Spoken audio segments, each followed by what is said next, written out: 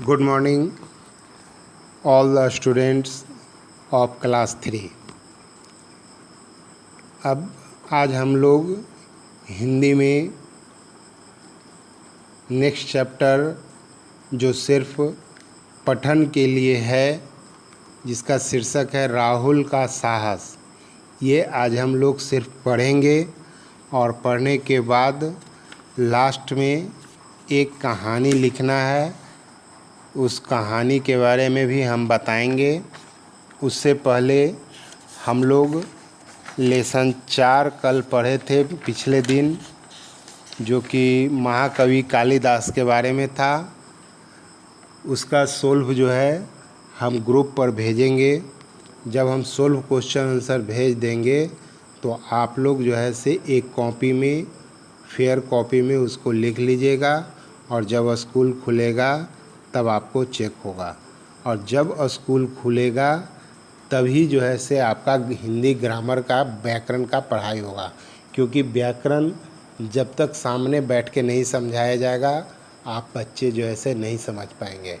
तब तक हम लोग समय का सदुपयोग करते हुए जो बुक है उसी को हम लोग आगे बढ़ाते हैं, क्योंकि कहानी हम लोग बोल के सुन के भी समझ सकते हैं, लेकिन व्याकरण जो है बिना वाइट बोर्ड या ब्लैक बोर्ड पर पढ़े हुए हम लोग नहीं समझ पाएंगे। इसलिए यदि हम लोग बुक को भी धीरे धीरे आधा तक समाप्त कर लेते हैं तो हम लोग का कोर्स जो है से समय से पहले पूरा हो जाएगा। तो आइए हम लोग आज जो है से एक कहानी पढ़ते हैं, और उस कहानी से आपको क्या सीख मिलता है और क्या नहीं, ये जो है से आप विचार कीजिएगा। और लास्ट में एक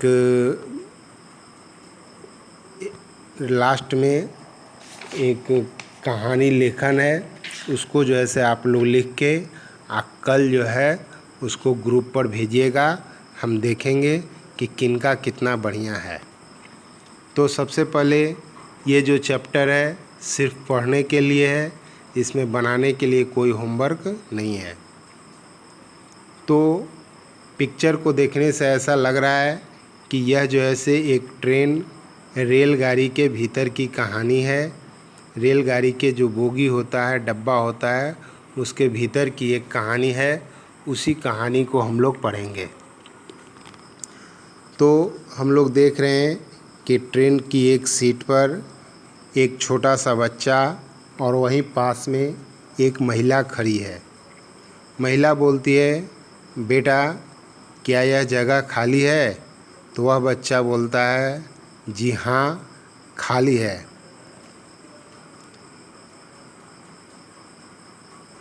महिला बोलती है, मेरा नाम राधा है, तुम्हारा? तो बच्चा बोलता है, राहुल। फिर महिला बोलती है, अच्छा राहुल बेटा, अभी गाड़ी चलने में कुछ देर है, तब तक मैं कुछ फल ले आती हूँ, मेरी अटैची देखते रहना। राहुल बोलता है, जी अच्छा, पर आंटी ज़रा जल्दी आइएगा। तो वह महिला बोलती है कि यूँ गई यूँ आई, मतलब अब तुरंत जाती हूँ और तुरंत वापस होकर आ जाऊँगी। जब वह महिला चली जाती है और बहुत देर तक नहीं आती है, तब वह बच्चा मन ही मन सोचता है कि बहुत देर हो गई, अब तो गाड़ी भी चलने वाली है, लेकिन आंटी जी तो कहीं दिखाई ही नहीं पड़ती। मैं बेकार परेशान हो रहा हूँ, आखिर उनका सामान तो यहीं है, अभी आ ही जाएंगी। एक तो वह लड़का पहले सोचता है कि गाड़ी चलने का समय हो रहा है, आंटी आई नहीं है, लेकिन फिर वह बच्चा सोचता है कि उनका सामान अटैची तो यहीं पर है, वह ज़रूर अपने समय पर आ जाएंगी, इसलिए हमें ज़्यादा परेशान होने की ज़रूरत नहीं है। लेकिन फिर भी देर हो जाती है। तब वह बच्चा सोचता है कि ज़रा देखूं, अटैची सीट के नीचे ही तो है ना। जैसे ही वह बच्चा नीचे झुकता है, अटैची देखता है, तो उसमें से टिक टिक की आवाज़ आ रही है। वह बच्चा सोचता है, कहीं यह बम तो नहीं? यह तो सचमुच बम की टिक-टिक ही है। हे भगवान, अब क्या करूं? क्यों न भाग जाऊं? तब वह बच्चा सोचता है मन ही मन, नहीं, यह ठीक नहीं होगा।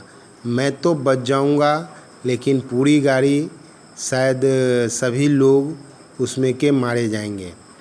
क्यों न पुलिस को सूचना दे दूं? तभी वहाँ पर एक पुलिस उस बच्चे के पास आते हैं। नहीं, बच्चा जो है से पुलिस के पास बाहर जाता है और बच्चा बोलता है, अंकल, हमारे डिब्बे में सीट के नीचे की अटैची में शायद बम है। तो वह पुलिस जो है से बोलता है, अच्छा, जल्दी दिखाओ कहाँ है अटैची? जी, यह रही।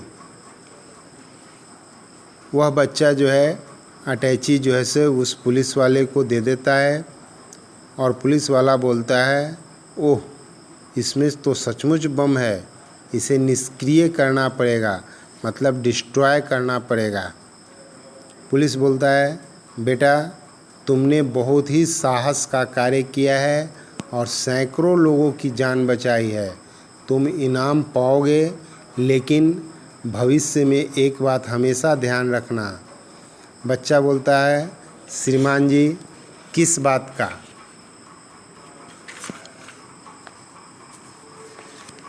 सिपाही बोलता है, परिचित हो या अपरिचित, किसी पर अधिक भरोसा मत करो।